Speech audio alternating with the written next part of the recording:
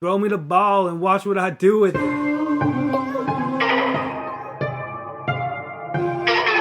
are now tuned into the CherryPickin podcast with your host, Andre Cherry.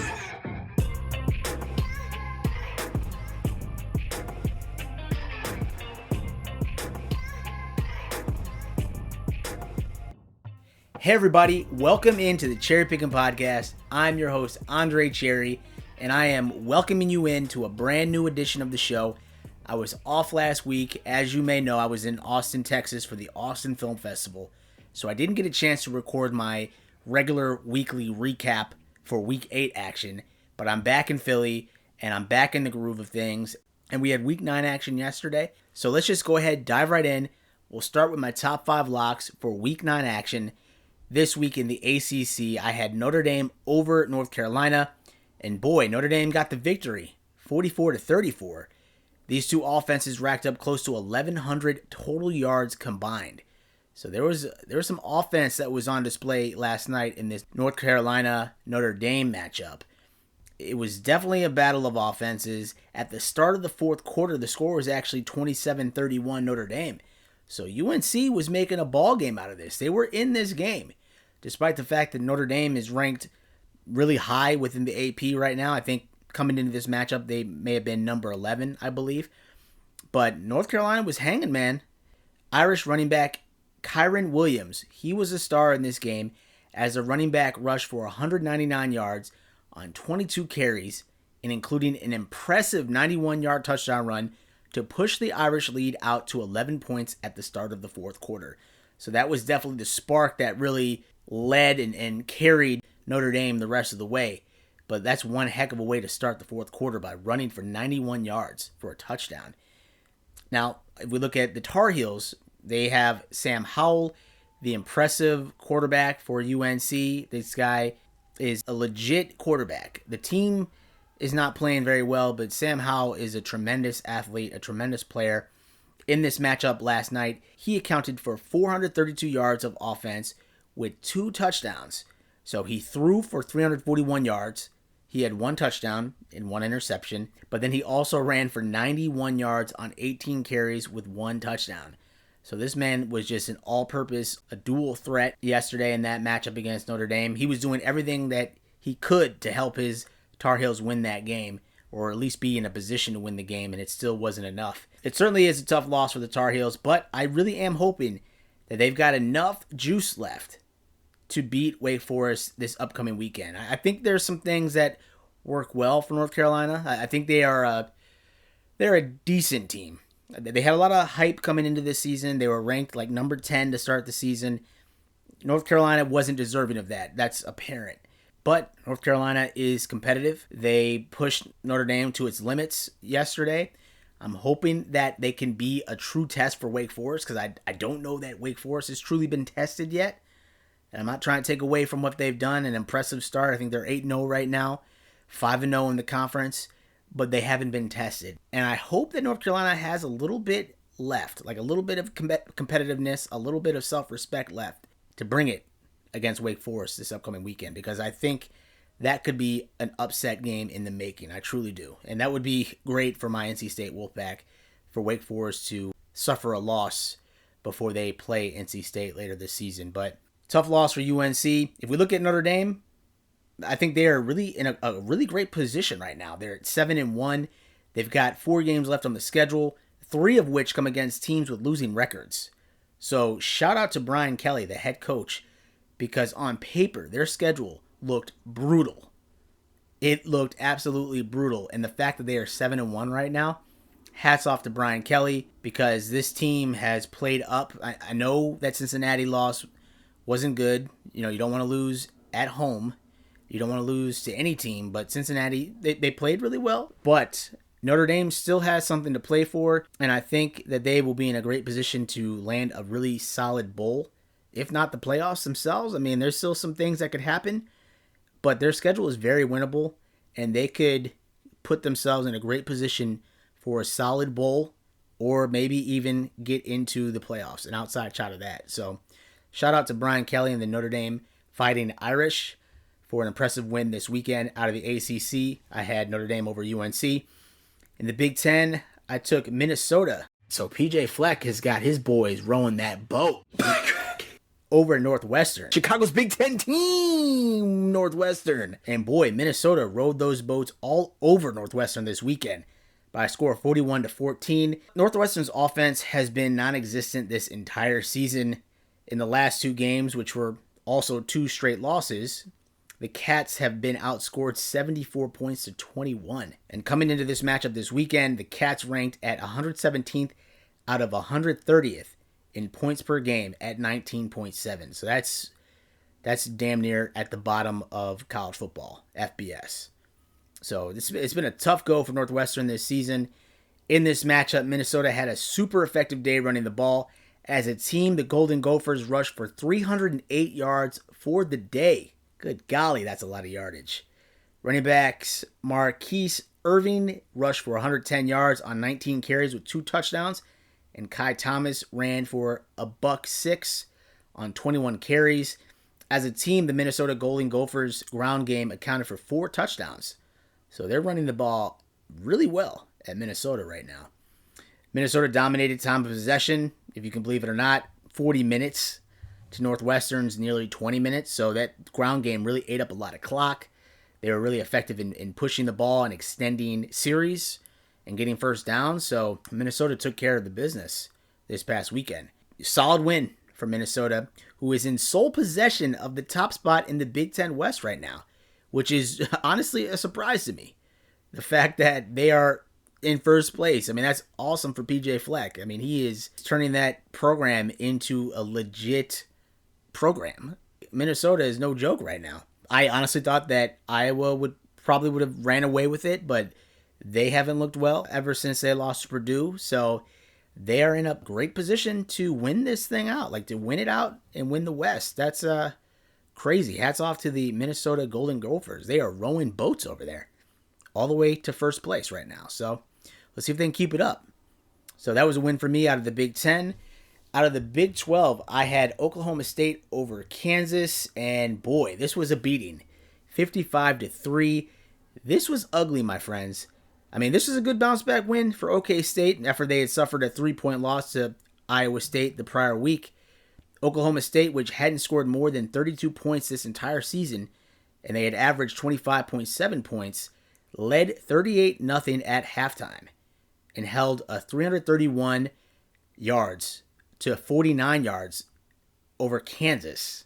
So 331 yards to 49 yards. That advantage is huge. Kansas didn't achieve a first down until about 6 minutes into the third quarter when the Cowboys had already led the game 45-0. Good God. So after a strong showing last week and their loss to Oklahoma, when he completed 17 of 23 passes for 246 yards and a touchdown, Jason Bean struggled in this matchup.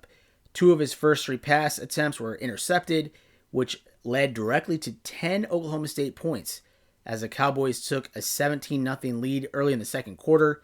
Bean ended up completing 3 of 10 passes for 10 yards. That's crazy. While gaining 24 yards on 9 rushes before he was replaced after halftime by Miles Kendrick. So in addition to leading the team in rushing this week, Kendrick completed 6 of 8 passes for 34 yards with 1 interception. I mean, those stats that I just read out to you are like Pop Warner stats. Those are NYFL stats, like little kids stats. And, you know, those kids at Kansas, they're playing to their best of their abilities. Like, they're playing as hard as they can. But it's just, it's so sad to see Kansas get dominated like that every week by teams. They played a close game against Oklahoma, as you all are aware. But getting beat up like this, 55-3 to OK State, that's not fun, I'm sure. But it helped me get the victory this week out of the Big 12, so I'll take it. In the Pac-12, we had the Oregon Ducks over the Colorado Buffaloes. Got the victory there, 52-29. The Ducks beat up on the Buffs. Anthony Brown Jr., quarterback for Oregon, he threw for 307 yards and 3 touchdowns. And number 7 Oregon amassed a season-high 568 total yards and a 52-29 victory over Colorado yesterday. I'm recording this on Halloween, 10/31. Travis Dye, the running back for the Ducks, ran for 2 touchdowns and caught another for Oregon, which extended its winning streak at Autzen Stadium to 17 games. So that's pretty impressive, and that's a solid victory for me, solid victory for the Ducks. They are rolling along here. They got a few more games left. We'll see what they can do with it. Then out of the SEC, I had Missouri over Vandy. I got the victory here as well. Missouri won 37-28. Vanderbilt was in this game all the way up until the end, if you can believe it or not. Vanderbilt put up a fight. Missouri's offense racked up over 500 total yards in this game, including a solid 284-yard rushing effort against the Vanderbilt defense. However, Missouri committed 9 penalties, 9, for a total of 100 yards, which no doubt helped Vanderbilt stay in this game as long as they did.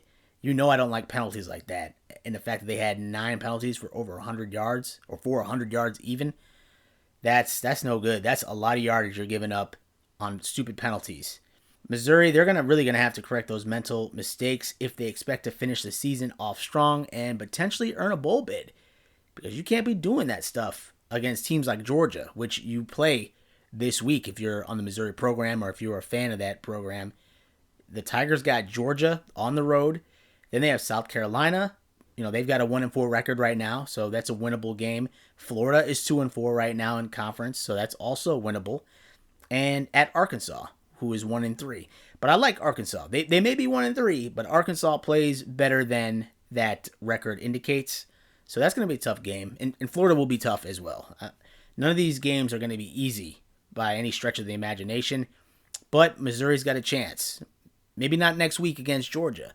But the last 3 games of the season, they certainly have a chance to become bowl eligible. So we'll see if they can correct those mistakes and get that eligibility. But there we have it, my friends. That was those were my top 5 picks, or my top 5 locks for Week 9 action. I went 5-0 this week, which is outstanding. I'll take it. 5-0 this week. Real quick here, if we take a look at some of the other Week 9 matchups that had my interest, we had Georgia over Florida. Georgia got the pretty nice, pretty easy victory over the Gators, 34-7. Georgia beat the doors in against the Gators. Its defense did its job well yet again. I mean, only giving up a touchdown in the entire game, that's impressive.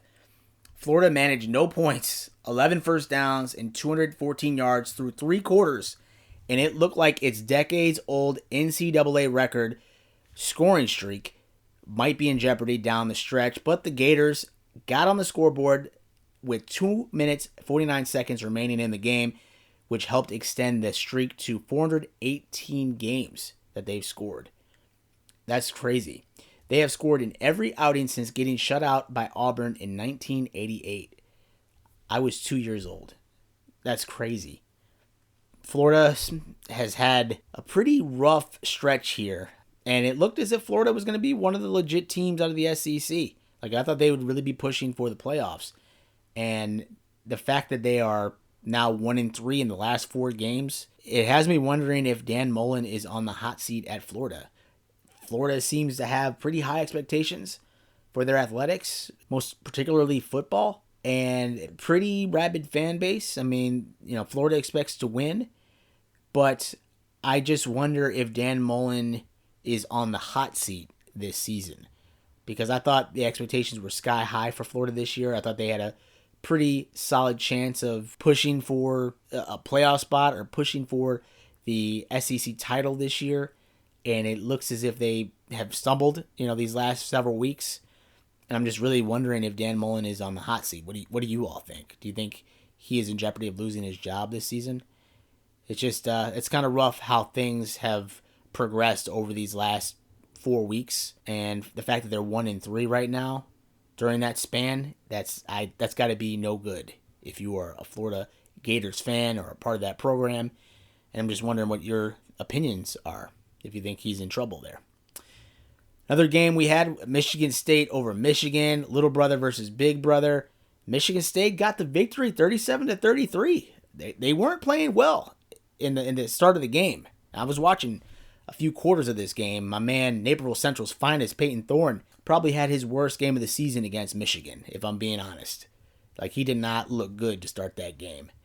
And the fact that Michigan State, little brother, was able to finally win one against big brother, by a score of 37-33. That's pretty impressive. Peyton Thorne, as I mentioned, he didn't have his greatest performance. He went 19 for 30 for 196 yards, no touchdowns, 2 picks in this game, and he was also sacked 3 times.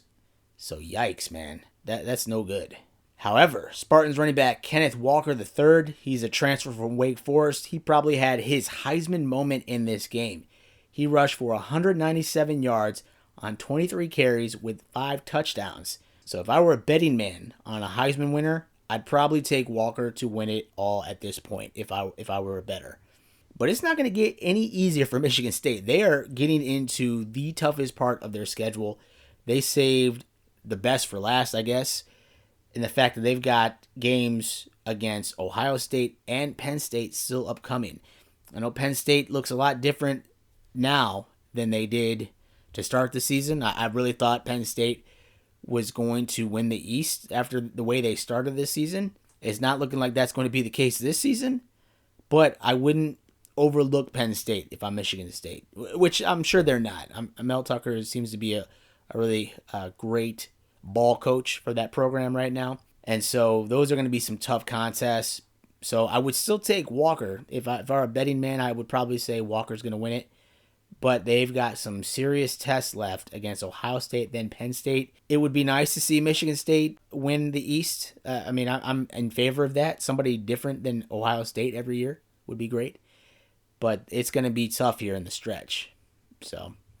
But those were some games from Week 9 action that really had my interest this week.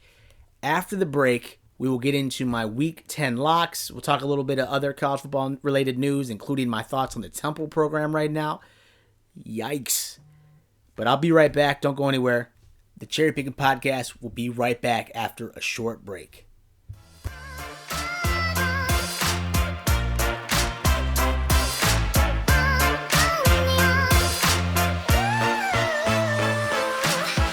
Welcome into the Everything Else podcast, presented by CherryPickin Entertainment. You already listened to the CherryPickin podcast to hear the freshest college football insights around. Now, CherryPickin Entertainment brings you a new podcast dedicated to talking about anything and everything pop culture related. This is the Everything Else podcast. That's right. If you love listening to the Cherry Pickin' Podcast, then you're in for a treat with my brand new show called the Everything Else Podcast. This is the new home for everything pop culture related. If you love Marvel Comics, cool, let's do this. If you love movies, I got you there. Music, I got you there too, fam. TV programming, let's go. Do you want a little news and sports action? Sure, why not? Because like I said before, this is the new home for everything else. I'm looking forward to kicking this podcast off with you. We're going to have fun, and we'll also feature some exciting guests who want to discuss what's hot in pop culture. And there will be many more surprises along the way. I bring you the Everything Else podcast under the new home for all my content, CherryPickin Entertainment. Hope you like and subscribe to my new show, and I can't wait to talk to you soon.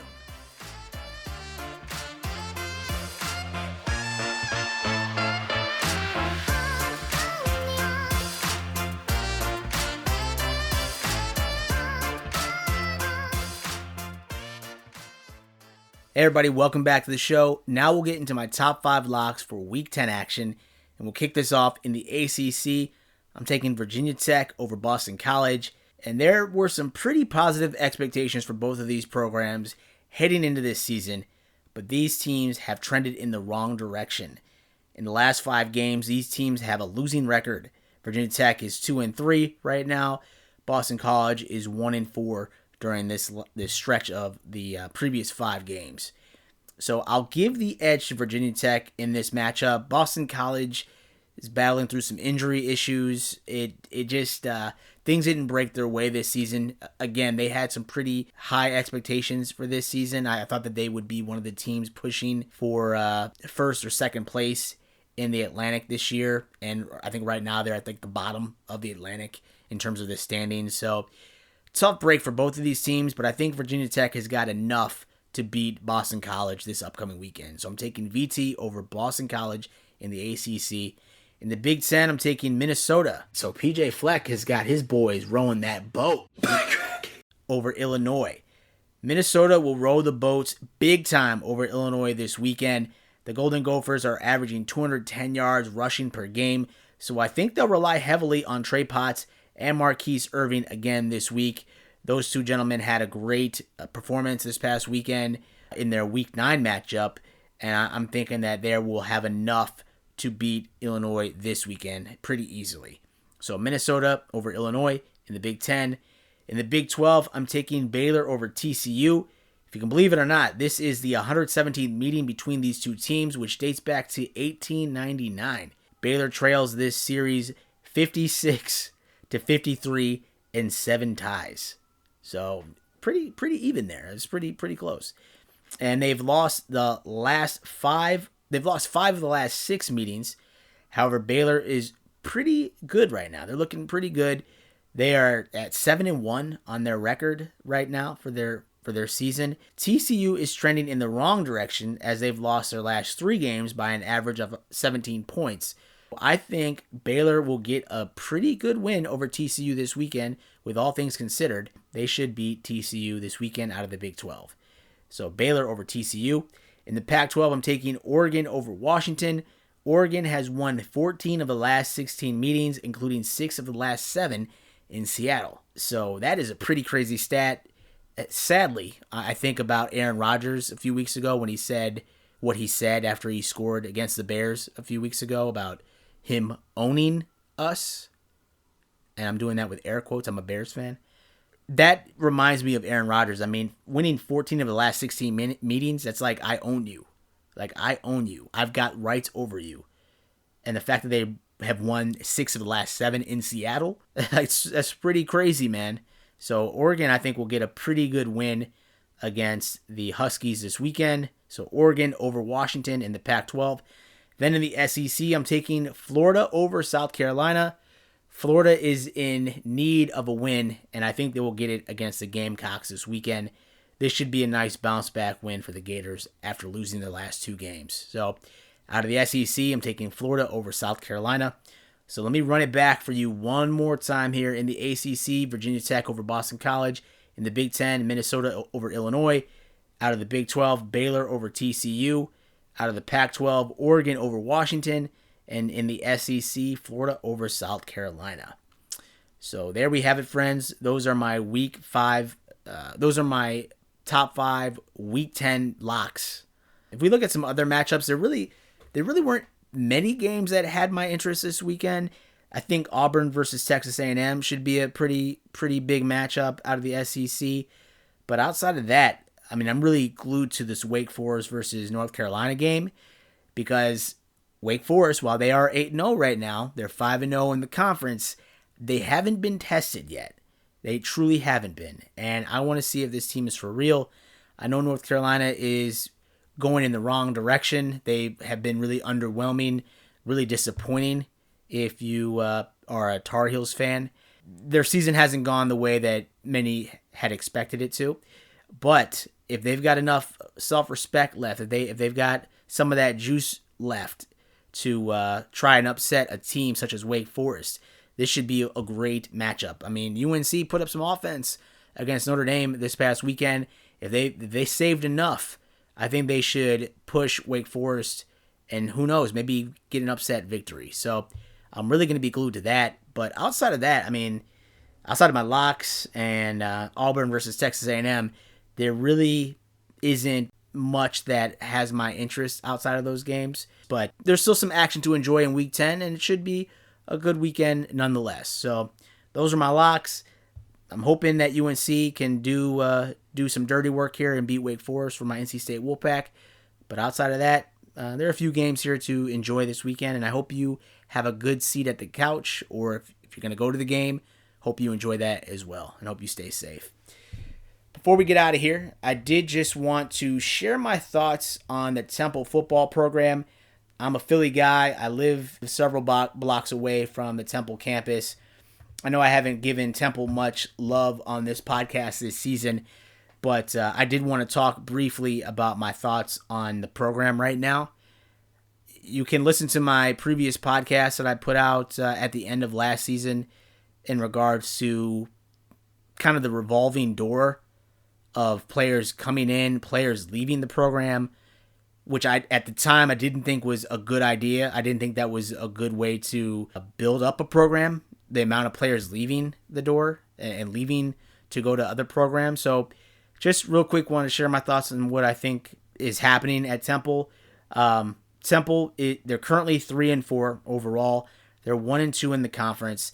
They've dropped the last 3 games by an average of 37 points, and they've got 4 games left on the schedule, so they can turn it around. They really could, but I'm not confident they will win another game this season, if I'm being truthful. The South Florida Bulls, the team they played this past weekend, they put up some numbers on Temple. It's embarrassing because Temple was so solid for so long, especially on defense. I mean, they were known for their defense. And the South Florida Bulls tallied 421 yards on the ground to mark the 3rd time in its program history that South Florida has topped 400 rushing yards. That is embarrassing. That's embarrassing. That you let a team run all up and down you this past weekend. The 3rd time they've done that. They put up 421 yards of rushing. That's bad. And that's not a mark of a well-coached team when you're letting other teams run up and down on the field against you. 421 yards, damn. Rod Carey, he was a good coach at Northern Illinois. You know his resume. He was pretty solid coach there for the Huskies out in DeKalb. But in his 3rd season at the program at Temple, he is currently 12-16 during this 3-year stretch that he's been at the program. I tweeted this out yesterday, and I'll read it to you again today. Temple's program has been trending in the wrong direction for a while now. It's sad considering how successful this program has been in recent history. In their 3 straight losses, the Owls were outscored 135 points to 24. You gotta wonder what the new AD, Arthur Johnson, is thinking right now. A ton of player turnover last season, which that concerned me. That was a red flag to me. And I even said this when Carey was announced as a new head coach. I wondered, truthfully, why Carey wanted to come to Temple from NIU. In my opinion, everything he accomplished with the Huskies, like it seemed like a lateral move to come from NIU to go to Temple. And that's no dig on Temple, that's no knock on Temple or anything. But Carey was a pretty damn good coach for Northern Illinois.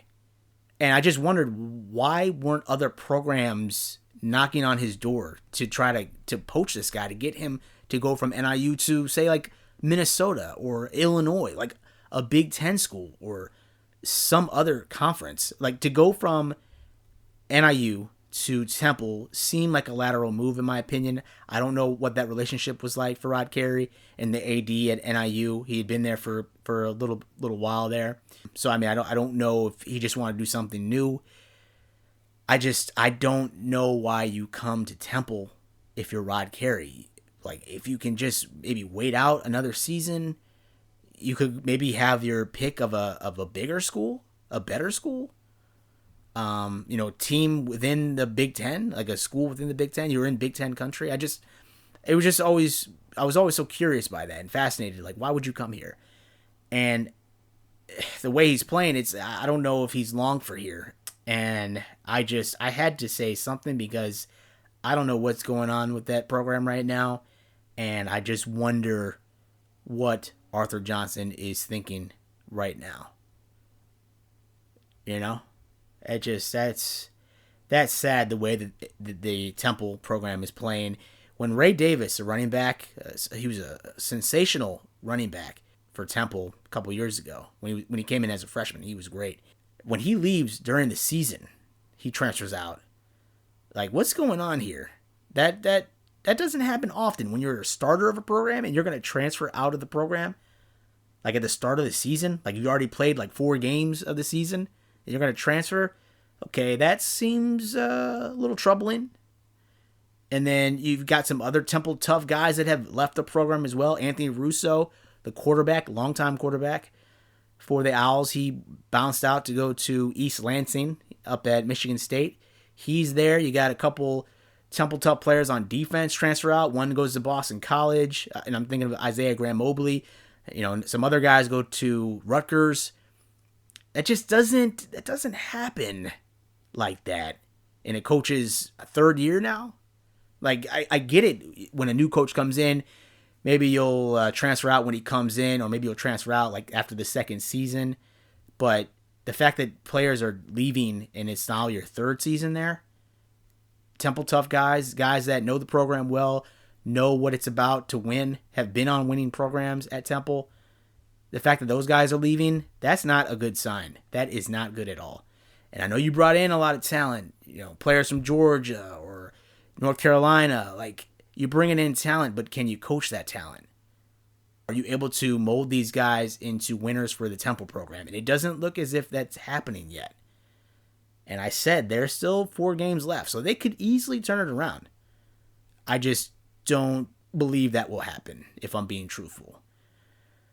So what does Temple do from here? If you're a fan of the program or if you're the new AD, what do you do? You have to take a hard look at where this program has been these last 3 years, and you have to figure out if this is the direction you want to continue going in. But that's no good. And I just want to spend some time talking about it because Temple is in my backyard. I do pay close attention to what they do, and it'll be curious to see what they do down the stretch here. So just want to share that news with you all and share my thoughts on that.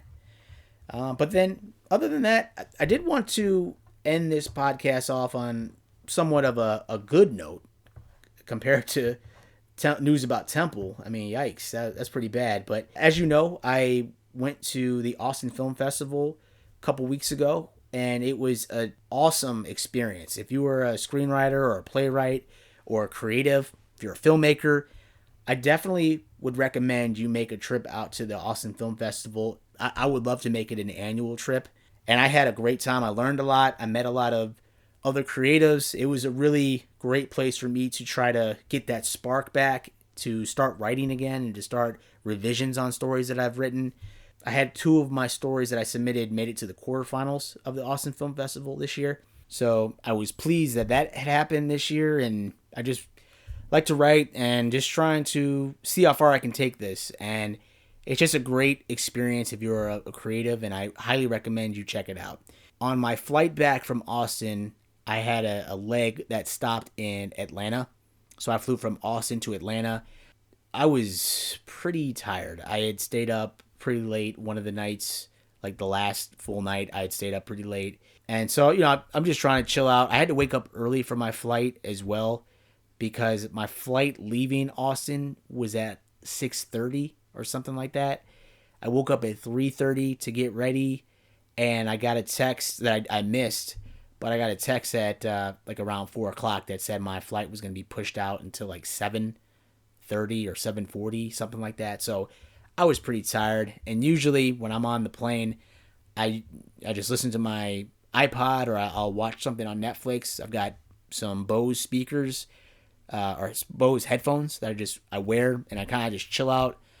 I just zone out, and it's really, honestly, flying alone is one of the few moments that I have to just have time for myself. I'm zoning out. There's nothing I can do. Like, there's nothing I need to do when I'm in the air. You know what I mean? It's time for me. I can collect my thoughts. I can just listen to music. I can zone out, just chill for like an hour and a half, 2 hours, whatever. And so, I was expecting to do that on this flight from Austin to Atlanta. I actually had the pleasure of sitting next to this older gentleman. His name is James. I sat next to him, and I kid you not, we started talking right before they started pushing back from the gate in Austin. And then the entire flight, we were talking literally nonstop from the time we pushed back from the gate to touchdown at Atlanta. That was probably an hour and a half flight, from gate to gate total time. And I had the opportunity to speak to James. He was a pleasure to speak to. So pleasant.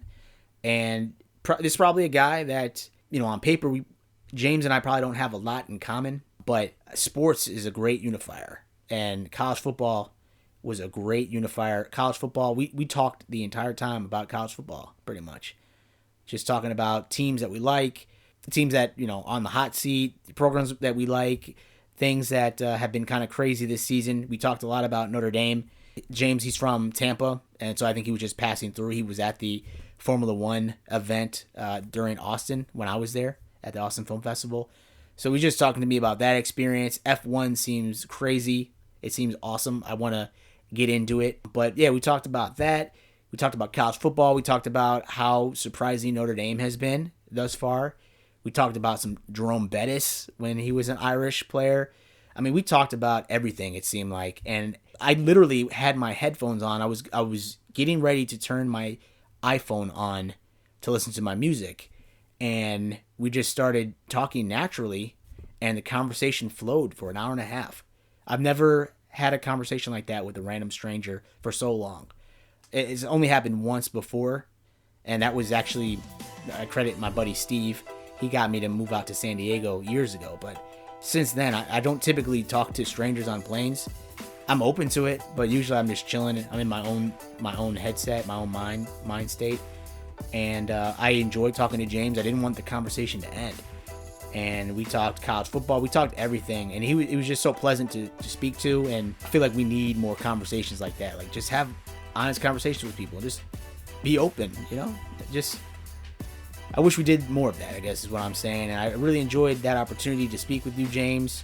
He actually sent me a letter. He emailed me. He said, we sat next to each other on a flight from Austin to Atlanta on Monday. I just wanted to say hey, and thanks for one of the more enjoyable flights I've taken in a while. I enjoyed our conversation. Hope you were able to catch your connecting flight to Philly. I checked out your podcast. Very cool. I'll be listening. Anyway, just wanted to say hi. You are an interesting individual, and I hope the best for you and your family. Take care, man. James.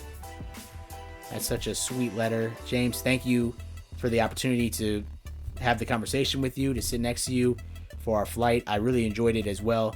Thank you for sending me an email. Hopefully we can stay in touch, and I hope to convert you over to a CherryPickin podcast listener. I know you said you don't listen to podcasts normally, but I hope you enjoy this podcast, and I hope that you can continue writing if you want. You all can tweet me, send me emails, but just wanted to take the time to say thank you, James, for the very thoughtful letter. It was really a pleasure to sit next to you, and hopefully I can talk to you again sometime soon. But yeah, just want to share that little note that really made my day. I got it a couple days ago from James, so that was just a nice little letter. And I enjoyed the opportunity to talk to him, and it was nice. It was unexpected. With that, I just want to say thank you all for downloading this podcast. I hope you enjoyed it.